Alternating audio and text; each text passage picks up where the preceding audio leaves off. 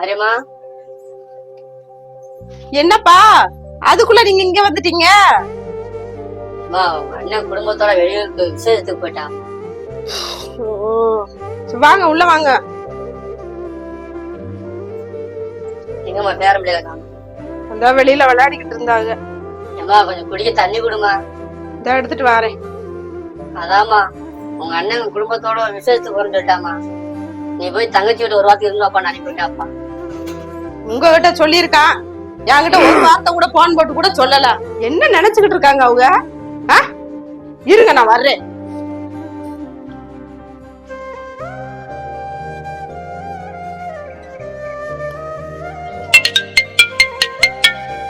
ஏனே நீங்க எல்லாரும் குடும்பத்தோட அங்க ஊருக்கு போயிருக்கிறீங்கல்ல, இவரையும் கூட்டிட்டு போக வேண்டியதானே? எதுக்கு இங்க அனுப்பி விட்டுருக்கீங்க? பாப்பா நாங்க ஒரு வாரத்துல நிம்மதியா வரோம்ப்பா.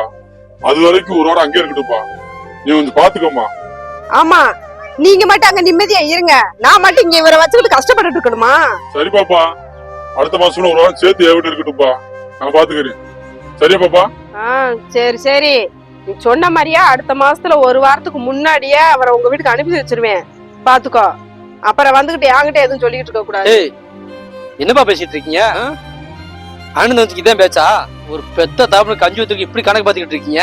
நீங்க சின்ன பிள்ளையா இருக்கும்போது உங்களுக்கு கஞ்சி ஊத்துக்கு அவங்க கணக்கு பார்த்துருந்தாங்கடா, இந்த மாதிரி நல்ல வாழ்க்கை நீங்க வாழ்ந்துருப்பீங்களா? இல்ல இந்த மாதிரி வாழ்க்கை கிடைச்சிருக்குமா உங்களுக்கு? இங்க பாரு, நமக்கு கல்யாணம் இத்தனை வருஷத்துல என்னைக்காவது சண்டை வந்த காரணத்துக்காண்டி உன் பிறந்த வீட்டு போயிருக்கியா?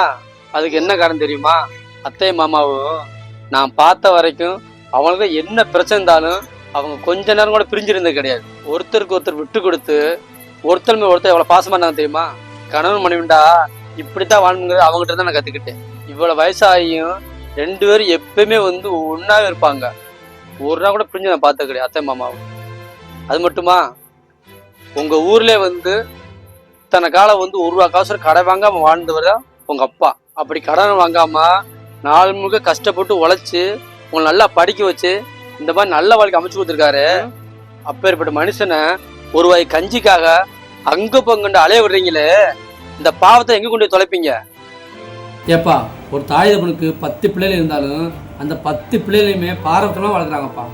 ஆனா அந்த 10 பிள்ளைகளையும் சேர்ந்து ஒரு தாய் தகப்பனுக்கு ஒரு வேளை கஞ்சி ஊத்த முடியாதா? இங்க பாரு, உனக்கு ஒண்ணு சொல்லவா?